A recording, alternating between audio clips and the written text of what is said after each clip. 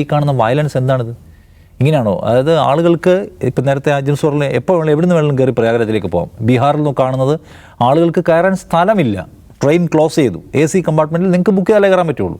അതുകൊണ്ട് ആളുകൾ എന്ത് ചെയ്യാണ്? AC കമ്പാർട്ട്മെൻറ്റുകളിലെ ചില്ല് ഗ്ലാസ് ചവിട്ടിയും ഇടിച്ചും കുത്തിയും തകർക്കുകയാണ്. ഭയങ്കരമായ ഭീതിജനകമായ സാഹചര്യം. അകത്തിരിക്കുന്ന ആൾക്കാർ പേടിച്ച് നിലവിളിക്കുകയാണ്, എന്നിട്ട് അതുവഴി അകത്ത് കയറുകയാണ്. ഇത് എന്തൊരു തരം വയലൻസാണ്? ഇനി വെറുതെ ആലോചിച്ച് നോക്കിയാൽ ഇതിപ്പോൾ ഇങ്ങനെ പ്രധാനമന്ത്രി നരേന്ദ്രമോദിയും അമിത്ഷായും യോഗി ആദിത്യനാഥൊക്കെ മുന്നിൽ നിൽക്കുന്ന ഒരു വലിയ ചടങ്ങിൻ്റെ ഭാഗമായിട്ട് നടക്കുന്ന വയലൻസ് ആയതുകൊണ്ട് ആർക്കും ഇതിനെക്കുറിച്ചൊന്നും പറയാനില്ല. വേറെ ഏതെങ്കിലും ഒരു വിഭാഗത്തിൻ്റെ ഇതുമായി ബന്ധപ്പെട്ടാണ് ഈ ഒരു ചെറിയ വയലൻസ് ഉണ്ടായിരുന്നെങ്കിലോ? ഭീകരവാദികൾ ഈ നാട്ടിൽ അഴിഞ്ഞാടുകയാണെന്ന് പറയാൻ എത്ര പേരുടെ ഉറച്ച ശബ്ദം നമ്മൾ കേട്ടേനെ. ഇതിപ്പോൾ ആർക്കും ഒന്നും പറയാനില്ല. ഇത് പൊതുമുതൽ നശിപ്പിക്കുകയാണ്. മര്യാദയ്ക്കുള്ള സംവിധാനം ഏർപ്പാടാക്കാത്തതുകൊണ്ട് ആളുകൾ പൊതുമുതൽ നശിപ്പിക്കുകയും അക്രമം ഇത് ഞങ്ങളുടെയാണ്, ഞങ്ങളുടെ അതുകൊണ്ട് ഞങ്ങൾ നശിപ്പിക്കുന്നു, ഞങ്ങൾ തോന്നിയാസം ചെയ്യുന്നുള്ള മട്ടി പ്രവർത്തിക്കുകയല്ലേ. എത്രമാത്രം വിഷ്വൽസാണ് നിങ്ങൾക്ക് ഇൻസ്റ്റാഗ്രാം തുറന്നാൽ ഇതിൻ്റെ റീലുകൾ മാത്രമേ കാണാനുള്ളൂ. അപ്പോൾ അതിനകത്ത് എന്താണ് പ്രോപ്പറായിട്ടുള്ള ആക്ഷൻ ഉണ്ടാവാത്തത്? ഇത് പ്രശ്നമാണ്. അപ്പോൾ ഇത് ഗവൺമെൻറ്റാണ് ഇതിൻ്റെ ഒന്നാമത്തെയും രണ്ടാമത്തെയും മൂന്നാമത്തെയും ഉത്തരവാദി. 50 കോടി ആളുകൾ പങ്കെടുത്ത മഹത്തായ ചടങ്ങ്, പവിത്രമായ ചടങ്ങ് എന്ന് പറഞ്ഞു. മരിച്ച എത്ര പേരാണെന്ന് ചോദ്യമുണ്ടല്ലോ. പങ്കെടുത്ത ആളുകളെക്കുറിച്ചുള്ള കോൺഫിഡൻസും കൃത്യമായ കണക്കുണ്ട്. അതാണ് അഖിലേഷ് യാദവ് പറയുന്നത്. പങ്കെടുത്ത ആളുകളുടെ മുഴുവൻ കണക്കുണ്ട്, മരിച്ചവരുടെ കണക്കുണ്ടോ, ആദ്യം മരിച്ചത് എത്ര പേരാണ്, രണ്ടാമത് മരിച്ചവരുടെ പേരും വിവരങ്ങളും അല്ലെങ്കിൽ നമ്പറും അഡ്മിറ്റ് ചെയ്യാൻ ഇത്രയും താമസം ഉണ്ടായതുകൊണ്ടാണ്. അത് മൊത്തം റെയിൽവേ സ്റ്റേഷനിൽ വരുന്ന ആളുകൾ ഇപ്പോൾ അവിടുന്ന് പുറത്തു വരുന്ന കണക്കെന്താണ്? ഒരു 2 ട്രെയിനിലും കൂടി എത്ര പേര് കൊള്ളും?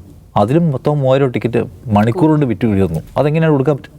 അവൈലബിലിറ്റി എത്ര പേർക്ക് കയറാൻ പറ്റും? കപ്പാസിറ്റി ഇല്ലേ? വാഹക ശേഷി എന്നൊരു സാധനമില്ലേ? അതിൽ കൂടുതൽ ആൾക്ക് ടിക്കറ്റ് കൊടുക്കുക. അപ്പോൾ ഇതിലൊന്നും ഒരു വീഴ്ചയും സംഭവിച്ചിട്ടില്ല എന്നാണോ ഇവർ പറയുന്നത്? അപ്പോൾ ഈ കുംഭമേള അത് വിശ്വാസികളുമായി ബന്ധപ്പെട്ട് വളരെ പ്രധാനപ്പെട്ടതാണ്. അവരെ പോയി അവിടെ കുംഭമേളയിൽ നടക്കുന്ന മഹാകുംഭമേളയുടെ ഒരു സന്ദർഭത്തിൽ അവിടെ പോയി ഗംഗ യമുനയിൽ മുങ്ങുക എന്ന് പറയുന്നത് അവരുടെ ജീവിതത്തിലെ വലിയ അഭിലാഷമാണ്. അങ്ങനെ ആഗ്രഹിക്കുന്ന ശതകോടിക്കണക്കിന് മനുഷ്യർ ഇന്ത്യയിലുണ്ട്.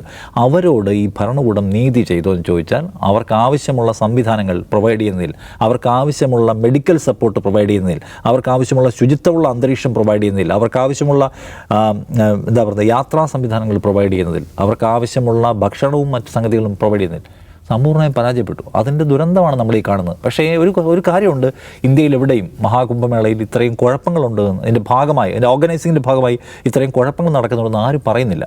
ഏതെങ്കിലും മാധ്യമങ്ങളിൽ പ്രധാനപ്പെട്ട ചർച്ചയാകുന്നില്ല. കോവിഡ് കാലത്ത് ഏതോ സ്ഥലത്ത് കുറേ ആളുകൾ കൂടിയിരുന്നപ്പോൾ അവരാണ് കോവിഡിൻ്റെ വാഹകർ, കൊണ്ടുവരുന്ന ആളുകൾ എന്ന പേരിൽ അതിൻ്റെ പേര് കൂട്ടി പ്രത്യേക പേരിട്ട് ചർച്ചകളൊക്കെ നടന്നിരുന്നു. ഓക്കെ, അപ്പോൾ ഇതൊന്നും അതില്ല. ഞാൻ പറഞ്ഞത് അതിൻ്റെ എല്ലാം അങ്ങോട്ടും ഇങ്ങോട്ടും അതിൻ്റെ പകരം തീർത്ത് വർത്താനം പറയണമെന്നുള്ളതല്ല. പക്ഷേ നമ്മൾക്ക് എന്തിനേയും നമ്മൾ ഓഡിറ്റ് ചെയ്യണം. ശബരിമലയിലെ തിരക്കിനെക്കുറിച്ച് വലിയ ബഹളം ഉണ്ടാക്കിയ പാർട്ടികളാണ് ഇവിടുത്തെ പ്രധാനപ്പെട്ട BJP പോലുള്ള കക്ഷികൾ. അവർക്ക് ഉറക്കെ സംസാരിക്കാനുള്ള ബാധ്യത, അവർക്ക് മറുപടി പറയാനുള്ള ബാധ്യതയുണ്ട്. ശബരിമല എന്തുമാത്രം നീറ്റായിട്ടാണ് നമ്മൾ ഒന്ന് ആലോചിച്ച് നോക്ക് നമ്മൾ ഹാൻഡിൽ ചെയ്യുന്നത്.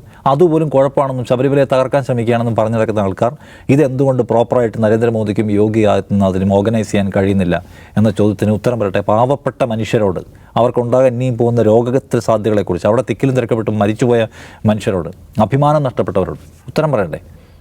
അത് അത് അത് അത് അത് പറയുക എന്നത് പ്രധാനമാണ്. പിന്നെ നേരത്തെ പറഞ്ഞത് ലോകത്തിന് മുമ്പിൽ നമ്മൾ ഷോക്കേസ് ചെയ്യുന്ന വലിയൊരു ചടങ്ങാണ്. ആ ചടങ്ങിന് ഈ കളറല്ല ഇതുണ്ടാവാൻ പാടില്ല. ഈ കളറും ഈ സ്മെല്ലും അല്ല അതിനുണ്ടാവാൻ ഉണ്ടാവരുത്. അത് ഗവൺമെൻറ് ഉത്തരവാദിത്വമാണ്.